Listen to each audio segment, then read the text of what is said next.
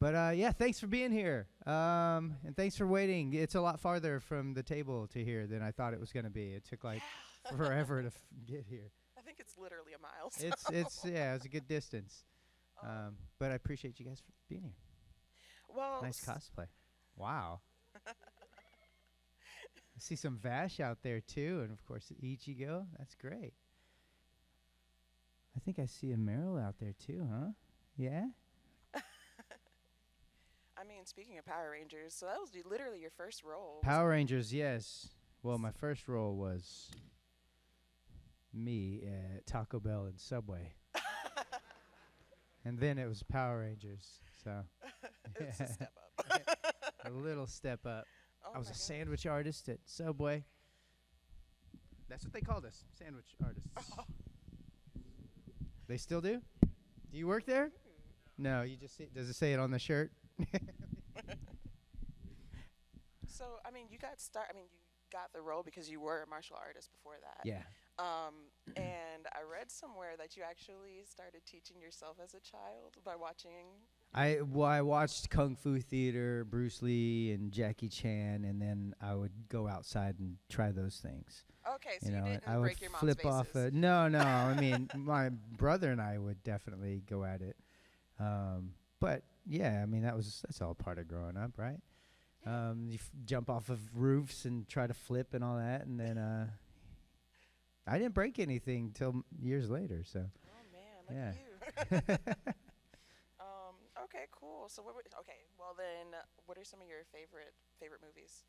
Favorite movies? Yeah, or favorite kung fu or Kung Fu martial arts. movies? Martial art movies? Okay, let's see. Way of the Dragon, Enter the Yes. Dragon. There's so many. Shaolin versus Llama. If anyone knows that, I will give you 19 free autographs. None of you guys know that. Shaolin versus Llama is like one of those. Name is probably different in other places. Jade Fist, Crystal Fist. That's another one that had Billy Chong. This is me geeking out on the stuff that I used to grow up on. Yeah. But yeah. I mean, like, no, I'm right there with you. Like, I think a lot of us at some point in our lives, especially as kids, like you have those Sunday movies. Yeah, of course. But yeah, it's relatable. Yeah.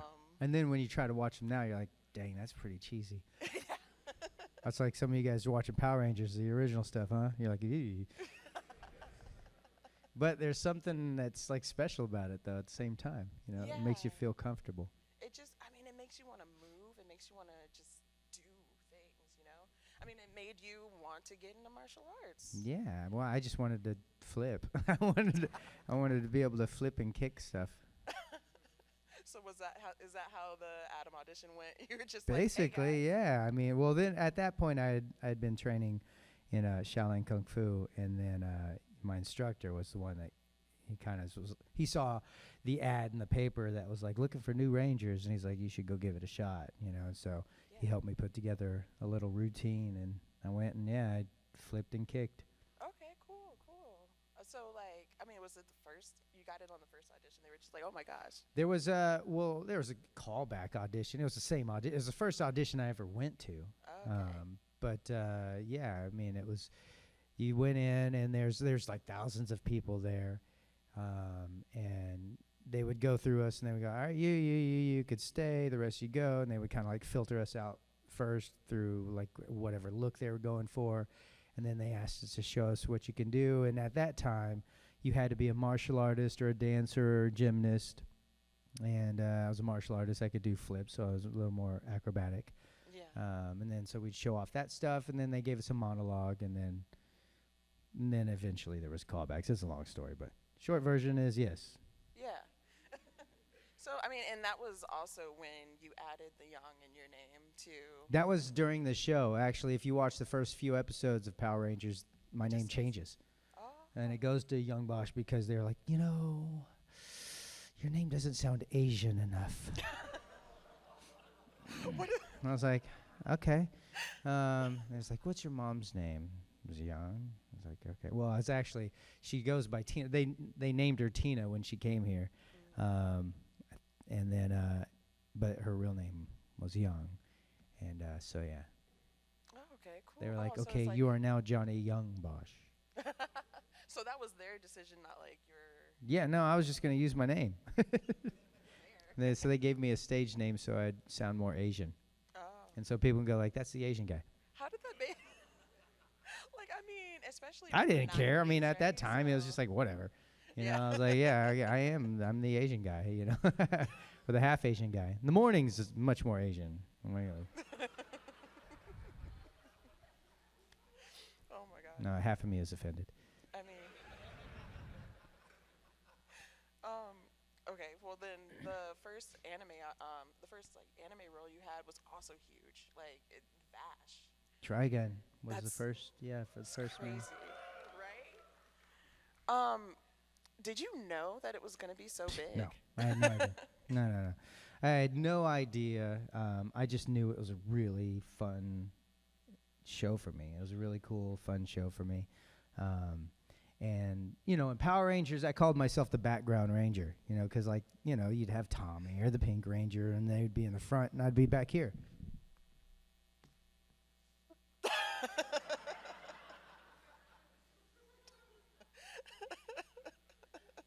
Right. That's about all I did. Eventually, they gave me some stuff here or there, but for me, I was just like, when are we gonna do the fight scene? And so yeah, it's doing Trigun. It was scary for a couple of reasons. First off, I don't want to tell. This may be a long story, but No, go basically, like, you know, like when you first do your voicemail message and you hear it, and you're like, ugh, that's what I sound like. You know, when you start hearing, and that's the way. I didn't like the way my voice sounded, and plus, I'll go into a whole other story, but I thought I sounded like a girl because there's one day when I was younger throwing the football with my friend in the front yard, and this kid across the street, he was like a 5-year-old or some 6-year-old, came out and started throwing rocks at me and my friend. I was like, what's going on here? And then he went back inside, and we were like, what the heck was that about? And then his sister comes out, and it's like, how dare you throw rocks at my brother? And I was like, what? We didn't do anything. We were just playing football, and he started throwing rocks at us. She was like, oh, yeah, well, you sound like a girl. And she went back inside. So I always thought I sounded like a girl. So anyways, very insecure about my voice. And I became super shy, and I did not talk at all. So being like on a show that was like all voice and my character was super scary. It was a thing that I had to get over. I was shaking going through it because I'm like, oh, what am I going to sound like? And so I couldn't watch it. I couldn't listen to it because it bothered me, you know, That's like I could crazy. not. So I was just like, you know what, I'm just going to commit to it and, you know, do the best I can and hope that it sounds right because I needed the job and I really liked the character. And so it was like a weird thing for me to overcome during that.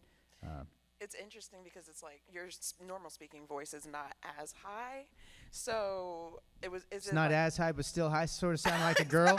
Wait It's a not minute. that high, but you do kind of sound like a girl, Johnny. No. I mean, it's just. I mean, cause like, was it partially compression that made it a little higher, or were you? No, like, wait, no. It was because I was like, I didn't say anything. I was just like apologizing, you know, to this girl that was across the street, and she was just wanted to be mean, and Yeah, you know, and no, said screw something her. mean, and it made me super insecure. You know, we all have that. We all have something like that, or some jerk or bully says something or does something, and then it's now something that you have to live with or something you have to overcome. And so it was something I had to overcome. You know. Now joke's on her. Exactly. And now I do voiceover. Meh. So I've only voiced one girl. Okay. Two, actually. I did. Wait. Pop Team Epic. Yes. Yeah. And then in Trigun, I played a grandma behind a door. It's pretty terrible, but it's in there. So like, what do you get more? Do you get people coming up to you doing the? Can't do it with. 11 piece? Yeah. Sometimes, yeah. But do you get that, or do you get like it's morphing time more? Yeah, I get that too. I mean, usually people don't go up there and they don't go like it's a morphin time. It's like their watch or their Yeah. cell phone does the doot, doot, doot, doot, doot, doot, you know, and then it's like I say it. Usually I'm the one that says it's morphin time. Nice. You know? Do you like organically come across people with that ringtone, and you're just like, Oh yeah, I hear it like wherever, and I'm like, is somebody following me? Um, but yeah, I mean, it was a big show. It was, yeah. Oh, definitely. Okay, so what do you think would be the most impactful role that you've had? I don't know. They all impact. You know, like I could think something is super small or not even know about it. For example, I had this game slide across my table a few years ago, and I looked at it and I was like, and I was trying to pronounce it. I was like, Dangan Ram. What is that? What? So one thing that you guys don't realize is a lot of the games, and even some anime, but a lot of the games, the anime you usually find out, but games, a lot of times they're super top secret. So they don't tell you the name. It just said like DG2, you know, and so I don't really know what I'm working on, you know, and part of that might be because they don't want you to say what it is, and, you know, because then you get in trouble. And so I didn't even know what I was working on.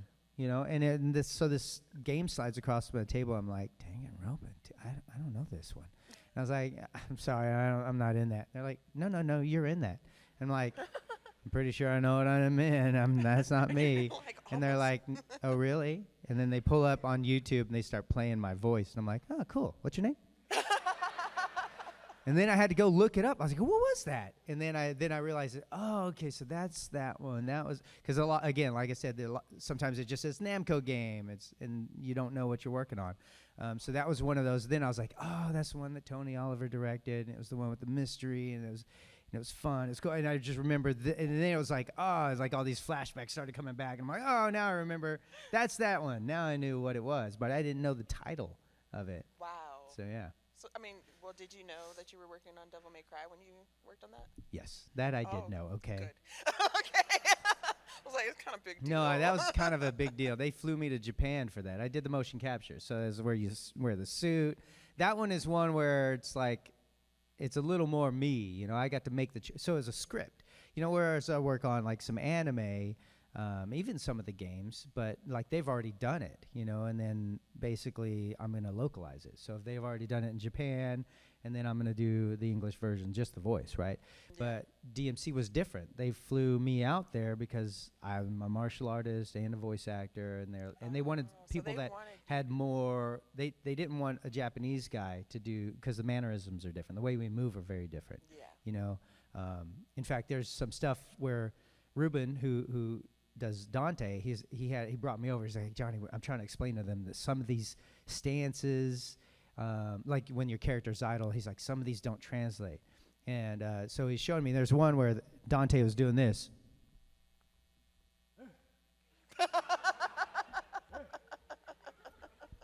And he was like, we don't do that in America. And then I was like, that's correct, we do not. That looks, like, I don't know. I remember, like, the way it looked to me was like, when I was younger, and there was a gorilla that I was like shouting at, and they was throwing poop at us, and I was like, that's what that reminded me of. And they squat different from us, so there's like certain things like this. So that's why they brought us out, is so that it would feel, I guess, not American, but it's something that the world would recognize easier than some of these other things. Now it's a little different because, you know, the culture, we all understand it now. But yeah, so, and then again, so that was something where it was just a script. It wasn't already animated. So I got to make choices. I'm going to punch the ground here. I'm going to scream. I'm going to throw here or whatever. So I got to do all of that. And then, you know, it became what it was. So, yeah, so that one, yes, I did know that was me. And I knew I was working on that show. But it was all super top secret. I knew all the things. I knew who my father was in that first game in DMC4. So I knew all of that. Yeah. But it was only hinted at in that game. And so I was like, why are we only hinting at it? Because it's such a huge thing. So I was bummed whenever they were like, did a reboot, and I was like, I guess we're never getting to it. But thankfully they did do 5, you know, and we got to see a bit of that. So hopefully we get a 6 within like 10 years, hopefully. Hopefully. You guys got to let them know that you want more. Yeah. I mean, like, you did the mocap for that, and the moves in that game are so cool. Like, they're just like, you're flipping all over the place. There was a lot of wire rigging. I didn't do any wire rigging. They had the stunt guys for that stuff, you know. Yeah, I was gonna ask. They would do it a lot of the wire rigging and that, you know, ahead of time. Then of course I did whatever else. Oh, okay, cool. All right. So it wasn't as taxing is. Nah, it wasn't. Although I screwed up my knee the first game. Yeah. Oh no. Well, it was Kitty. I had to carry her, like over and over, and then I had to drop off of a thing of boxes and hold her, and then stand up, and then from a kneeling position. I kept doing that, for a few hours, from a kneeling position, standing up, and then walking her and turning. And then I felt fine, and we were done with that sequence. And then, of course, it was like when I got up from a chair to walk over there, my knee went boop, boop. It was like, nope, psych. And I was like, that wasn't supposed to happen. You didn't tear your ACL, did you? No, I just, there's torn meniscus and whatnot, yeah. The good stuff. Yeah. Okay, so would you rather do that all over again or have to scream as Brawly for like Oh, an hour? gosh. That's tricky. Because Broly does come with a little more baggage. So I think if I had to have a choice of those two, I would definitely go and pop my knee out again. Broly, it's like every time, it's like, how much more screaming can I do? Yeah. It's like I got maybe 2 hours of screaming, and then, but they know, because all the characters do that. Yeah. And so they usually regulate it, and, or they adjust for screaming, and, they've been doing it a lot longer, even before me, so they know that this is around the point where we're probably going to lose the voice actor's voice, and so they know what they're doing. Type things. Sometimes, yeah, but I do sometimes like to start off with some of the screaming, Wow. because it helps me get into the texture of the character, So, Okay. yeah. What was, because you also took over the role for that character. Mhm. What was the process like when you were trying to at least like insert some of your own? That was very complicated because, as I said, that one comes with a little bit of baggage. I got a call from someone I knew at Toei that had brought up the question, would you be interested in the role of Broly? And I was like, I think somebody else already has that role. What's going on? So I didn't know any drama, anything that was happening. So I had to kind of investigate and contact people and see what was happening, and then it was also like, well, what do I do with the character? What would I do with the character? And so I asked to see some of the animation, and they didn't ask for an audition. I just laid down certain things that I felt like. So in the first movie, the Broly movie, I did a few. I actually dubbed the whole thing on my own, but that version you'll probably never see. So I dubbed it, and then I just pulled some of those clips and I sent it to them, and I was like, all right, so this is probably where I'd sit with the character comfortably, and if you guys are happy with it, and they approved it. Yeah. But yeah, so it's tricky because I have to. There's fans that like the original Seiyu, and there's fans that like Vic, and there's fans that like some of the older stuff. I think that was maybe done in Canada. And so I got to look at all these different pieces and go like, well, I can't really just do my own thing. I have to go like, well, what can I take from each of these characters and then try to blend it into something that I can then hopefully kind of take it somewhere else. And it just depends on how much more of Broly we see.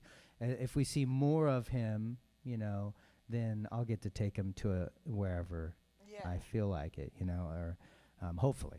But I'm also listening to the fans. I'm like, well, what do you guys like, And I've asked, even earlier on, what are you guys expecting out of this character? And I didn't fully understand the world. I just knew that there's a point where it's like, this is like him hulking out, but I didn't know how different that character needed to be, because now, well, if you look, there's like different versions of, it's almost alternate universes. I'm like, do I need to pay attention to that one then? Because we were not really, now that it's canon, the new stuff, then I should be allowed to kind of create a thing. But because certain fans want what was even that alternate version in this new canon, I got to figure out how to navigate that. So that's where it's tricky, you know? It's a lot. It's a lot of there's a lot of love and hate. There's a lot of people that are like, oh, we like what you did. And there's other people that are like, I hate it. I don't want you, And they say this to your and it's face. like, I'm just trying to, be respectful of the character and the role and all the parties involved, and coming in from the outside, just try to do something nice. Yeah. Gosh, and there's so many like different facets to it too. When you read some of your scripts, like, do you kind of try to predict, like, for instance, as Lelouch as a character makes like it's kind of like the road to hell is paved with good intentions in his case. Like he is trying to do something so good, but like everything backfires so much. Do you ever find yourself reading and like kind of trying to anticipate where this is going? Like what? Well, something that a lot of people don't understand is, especially with anime and a lot of the games, the only one that ever was different was DMC, but you don't get the script ahead of time. Oh, so So you're you like don't in know the where it's going, usually. Like yeah. you can't read it and then memorize it and then show up and be ready to go. It's all cold reading. It's like you're going to a fresh audition of something you have no idea what's happening. So as soon as you go in there, you've got to ask your questions. Oh, You gotta know, like, all right, what's happening here? Where did I come from? Where am I gonna end up? What's this character gonna be like at the end? And hopefully your director will give you some answers and some clues to that. Or hopefully you can pick up on it. Or like me, you cheat and before you go in, you try to like find as much as you can online, yeah. you know. And so they're usually like, wow, you really got that, right? Okay, you understood that. Okay, good. Speed I'm reading like, the manga. I cheated. I read the manga before we got into this.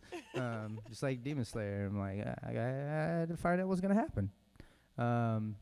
So I need to know, for me personally, Yeah. so that I can kind of like maybe build like this imaginary arc of where I need to go.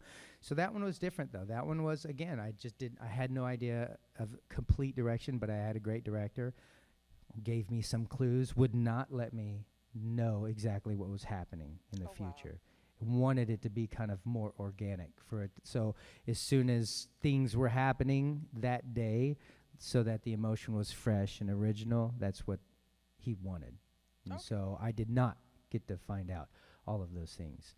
And now I did watch the Spanish version though on YouTube, just because I needed to find out what was going on a little Yeah. bit.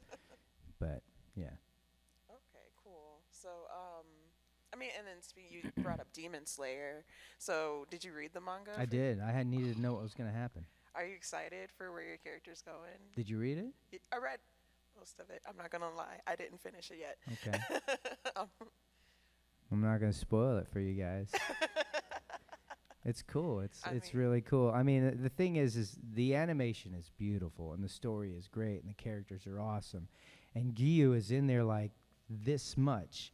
And there's some moments when you do see him and it's like, wow, that was pretty sweet, Yeah. And then there's moments when he's in the movie and it's like, is that so? And that's all I say. And so Yeah. I'm like, am I not going to be in this? What's happening? So yes, I did read ahead.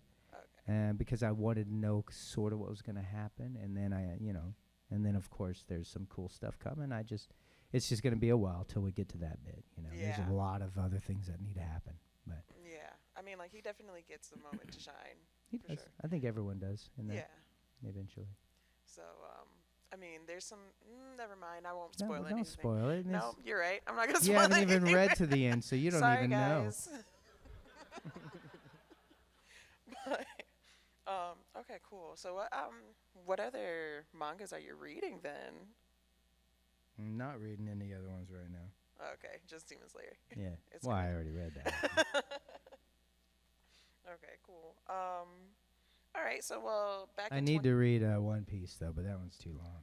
Yeah. I just expect you guys to spoil it for me. And I just constantly ask, is Sabo still alive? So back in 2020, you actually did a little directing of your own. You directed your own short. I did. So Arc Exodus. Arc Exodus, yes. But you did a lot more than just directing. What was Yes. that like? All right, so these are good questions. You Oh, prepared for this, didn't you? So 2019, I was prepping about 10, 12 months for a feature-length action film.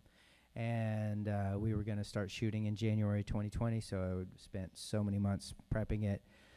a week before, heading out there to film this feature-length film, action film, my lead actor bailed, and things kind of fell apart. But I had already spent money towards this thing, so I was producing, I was directing, I was gonna play like a side character, and I wrote it.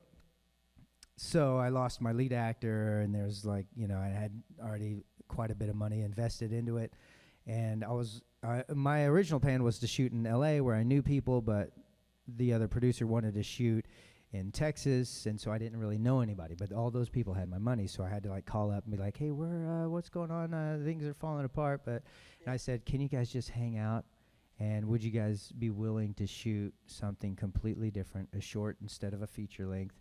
And they are all like, well, what is it? And I'm like, I'm writing it right now. And so basically I took a week to write a whole completely different sci-fi thing with some help of a couple friends.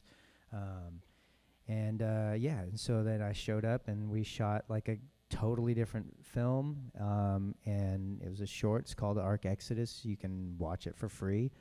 The whole intention was to shoot a film and then just kind of let the fans watch it for free, because I had done a couple Kickstarter things that were run by some other people, and then those fell through, and then I just felt bad. I felt like, there's nothing there, and so I just wanted to give something. So that's what Arc Exodus was. So if you go to my studio's website, voxrocketstudio.com, then there's a link there. You can check it out. You can watch it for free. It's a 40-minute short. If you like sci-fi, there's a little bit of action in it. There's a lot of bit of action in it towards the end. But anyways, and so that won quite a few awards. For it being thrown together, I was very pleased that it won anything, but it won a lot of awards, opened a lot of doors. So they've packaged it. Now it's I wrote 3 seasons worth. I made it into a series, and it's being pitched to various different places. But that film that I was originally going to shoot, we are 90% done. Before flying out here, I had my last night shoot yesterday. I was up till 5 a.m. before packing to come here. I started to post a couple things on my social media, or at least on Instagram. But so we're back on that film now. So that's awesome. Yeah. So these panels go really fast. So we're gonna go ahead and start lining up for Q&A. If you can, thank you. So if you look over here, if you guys want to go ahead and line up behind Jay, start asking him your questions. While we do that, I want to play a game. A game? A game. Okay. It's called, I had so many more questions, but. It's all right. Okay, so it's this or that. This or that. Okay. Would you rather live as Vash the Stampede or as Ichigo? Oh, gosh. And you have to go through their trials and tribulations. Oh, my gosh. They both have to go through so much. I'd have to go with the Ichigo. Because I think, and the only reason is because he's kind of liked, I feel like. And it would just be really hard to be Vash, where everybody just kind of, they mostly hate you for the wrong reasons, but. Okay, so would you rather fight a mid-tier Hashira? A what? Or 2 mid-tier Hashira, so Gyu, the Demon Did you just Slayer. call Gyu a mid-layer? Oh, wait, Mid-tier? no. That's not what I meant. I meant he is a Hashira. I didn't mean that he was mid-tier. They're going to lynch me after this, man. They would? No, but 2 mid-tier. Okay. Or Muzan by yourself. You as a person. Me as a person? You have to fight either. I think I could take him. Okay, are we lined up? Good and ready? Yeah, we better. All right, let's go ahead. Hello, thank you for coming here for doing this panel. And my question is, are you able to relate to Ichigo and Nero in any way, personally, to yourself?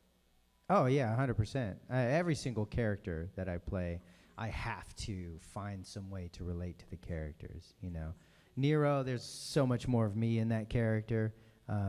Again, because I got to create whatever choices from a script. Great director. But Ichigo would be, for Ichigo, for any anime, you got to find the point where it's like, now I believe this character. Now I think I can do this. And it was really just Ichigo's, it's an early episode, first episode, like him wanting to protect his family and that kind of passion, I could relate to that, and so as soon as I found that, then I was like, I can lock into this character.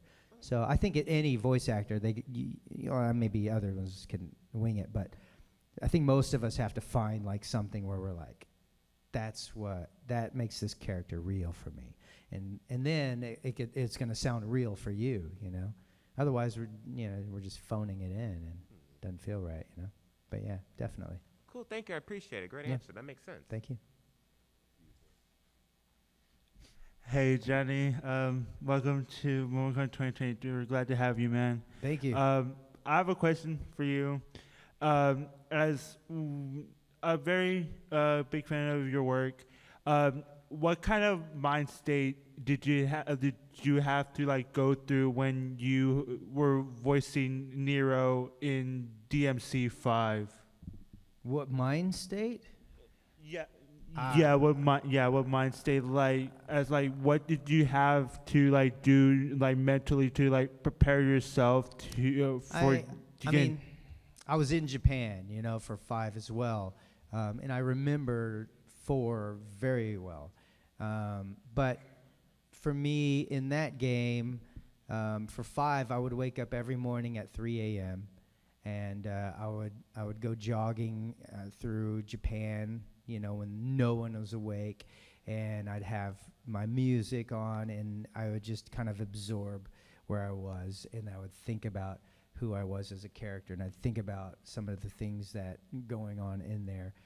The really cool thing especially about DMC 5, is that they were very flexible and comfortable with adjusting lines, and so I changed 90% of the dialogue to make it feel more like something I would say. Now, they had like an original Japanese translation, which when I looked through those, I was like, this is closer to the correct Nero. And then they had a writer who was a great writer, but didn't really, I don't think, really know the characters as well. Like, knew some of them, but didn't feel like Nero was coming off right for me. And so I just altered all of the lines I could. And, they really just, as long as the meaning was the same, and within context, and so they allowed that flexibility and they trusted us with the characters. So, yeah, I would just mentally prepare myself, and I barely slept, but I felt like I was Nero while I was there. I appreciate it, Johnny. P.S. No, Nero's in dead weight. I'll show you dead weight. So, hey, can you hear me? Good. Yeah. So my question is related to sort of Adam in Power Rangers and then Vash, because you mentioned those are both your earliest roles, and those are roles you got to revisit with the Ranger Anniversary and Stampede. So I was wondering if the way you approach returning to a role is different there, since Adam as a character kind of gets to grow up in real time, but Vash, it's sort of a light reboot situation. So are there any similarities in approaching those roles when you return to them? Yeah, I wasn't an actor. I was a martial artist. So for Power Rangers, I didn't really think about the acting part of things until they were about ready to kick us off the show. And then Trigun, I was dealing with that whole voice thing in my mind and insecurities, and I relied heavily on my director and on the source material, and just trusted in that and leaned into that. But that one actually, they gave me a couple of the episodes so I can kind of watch some of it to get a sense of it, because that was the first voiceover thing. And so trying to have some new guy match Flaps is a really tricky thing. So coming back to them, definitely different approach. I thought about who I was as Adam and what the different times he came back, and also the comic book. There's a later, older version of Adam in an alternate timeline where he's got, his beard kind of grown out and long hair, and so I kind of based this Adam in the anniversary as somewhere between that, and I kind of so I knew who he was in that comic as an older version, and then, from the beginnings, and Yeah. So different approach, but I just try to pick a place where I felt like this is a different Adam. You know, he's a little more commander-ish, I guess. You know, and for Vash, I didn't know what they were doing in the new. I didn't even know until the last minute that they were going to bring me back. You know, they had already like started airing, I think, and I was like, I guess I'm not in it. But yeah, I went through the original series and kind of recalled where I was in the voice. But this one is so different as far as like how it takes place, you know, and where the character is in this. And so I was able to pepper in some of the original, and you can listen to even the Japanese and the new one. You can listen to his version of the Vash laugh, and you can listen to my version of the Vash laugh. And then they allowed me to, you know, alter some lines here or there. So instead of talking about a box of, you know, a pizza box, then I changed it to donuts, you know, and so there's a little bit more of that in there. So we were allowed to pepper in original Vash whenever we could. The heart of who he is and the soul of who he is in there throughout. But you can but this was, because it was a new thing and a different thing, I got to re-experience him in a different light, you know, and it's one where I think once you get to that last episode of this new series, and if you're listening to both, you can really hear the changes in that last episode of this new series. And I can't wait to see what second season's going to be like, and if there's any similarities to the original or not, you know. But now we know where we are in the timeline of things. But it was super fun to come back, for sure. Awesome. Thank you for the great answer. Thank you. Hey, Johnny. So I'm not sure if this is just theory or if it's the entire point of you and Adachi's roles in Persona 4, but theory states that you and Adachi are kind of like the yin-yang. They're like two and the same, have similarities despite their different goals. Were you like made aware of that and like played into that when voicing both of them? No, not at all. I went in there, I only thought I was voicing Adachi, and I don't think that they even really thought about that either. It wasn't until like I was almost done with Adachi that they were like, all right, so as soon as we're wrapped up here, looks like we're going to finish early with Adachi, we'll have you go through and do the protagonist as well. And so I panicked because I didn't know I was voicing more characters. And so when I did Adachi, I just kind of let him be wherever I felt like the voice needed to be. Usually when you go into a game, you come prepared with like 5 different characters, and so you limit your voice range and you texture them up, right? But I didn't think about that because I was like, I'm just doing Adachi. So I just painted him how I thought he should be, you know, colored throughout this entire thing. But then they said, oh, also the protagonist. And I was like, what does he sound like? Similar tone. Is it the same actor? Nope. And I was like, and so they said, but it's just call outs. It's like the protagonist, you're playing that character, so it's shouting and what it grunts. And I thought, okay, I'll just texture him up and kind of keep him in this area until there's more games, and then the anime, and he's like talking to me. And so I'm like, I actively have to make a choice now to change them slightly. I even, during the animation, I was like, can somebody else voice one of these characters? And they were like, nope. And so yeah, I just had to make a conscious effort then, you know, to alter them enough. So okay, yeah, because part of the theory is because you voice both of them. So I thought you just kind of knew you were taking I don't both think roles that they beforehand. knew, or at least I don't think that the guys that were dubbing it knew totally at that point. The studio, the Japanese studio, might have wanted it that way. We don't really know. But what it felt like to me, and I could be totally wrong, what it felt like to me was like they were just like, okay, so we're almost done with this. You're going to voice this character now too, you know, because it's what you do in a game. They'll throw you in various different miscellaneous characters and roles. So that's what it felt like to me. And I didn't realize how important that and how much more sense it made. It was very much yin and yang, I think, you know, eventually. So it actually did make a lot more sense that it worked out that way. Okay, so we have 10 more minutes, and Fast round. Okay, here we go. Right. Thanks a bunch. As Adachi would say, boring. Nice.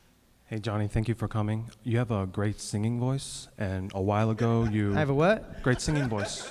Like Oh, you great did I singing Shine. voice. Yeah, Oh. you did I Shine. You're Yeah, that yeah, band. my band I Shine. Yeah. Well, we're Where Giants Fall Yeah. now. So if there's our old stuff is I Shine, our new stuff is Where Giants Fall. We have stuff on Yeah. YouTube and A wherever. while ago, you recorded a duet with Vic Mignogna, the first Yeah. Noel. Oh yeah, yeah, how did yeah. that- First Noel. Yeah, how did that come about?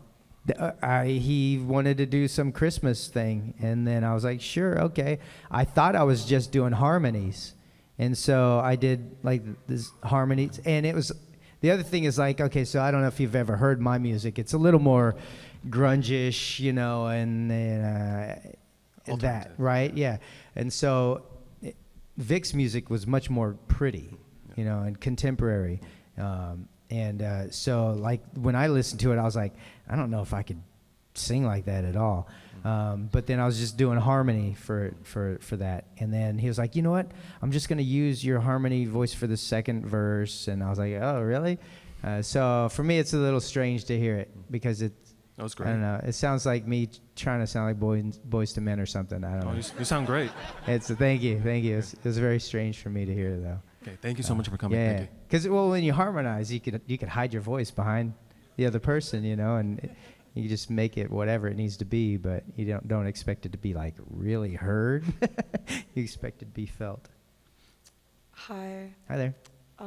Okay, so I hope I worded this correctly, but if you were in the world of Trigon and you went through everything that they went through, do you think you would feel more like Knives or more like Vash?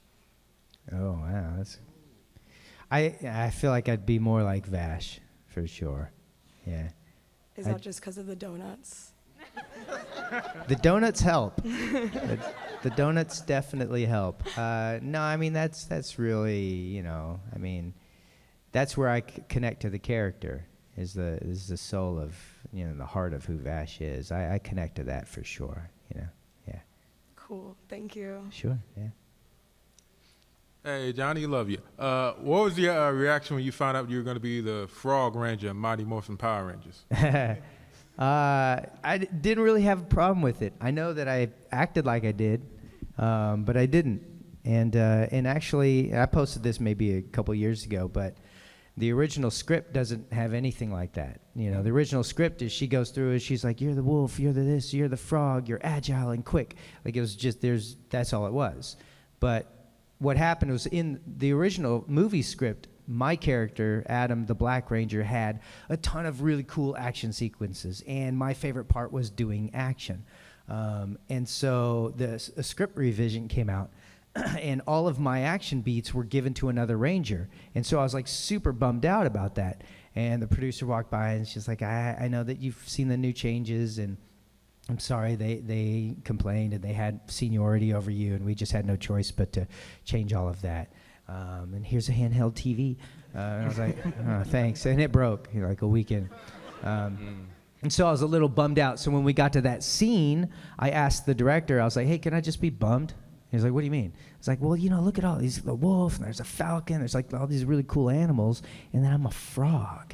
And so I was like, maybe I could just be bummed out about having the frog. And it's like, all right, well, let's do like the script first, and then we'll try it your way. And so we played around with it, and we did it that way where I was bummed out about being a frog, and that's the one that they used. So it's totally made up on the spot.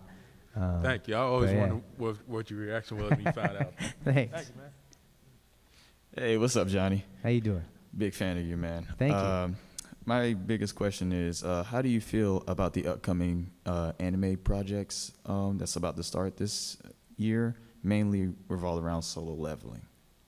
Mainly what? Mainly solo leveling. How do you feel about Solo this? leveling? Yeah. I- It's, I'm not in it. well, yeah.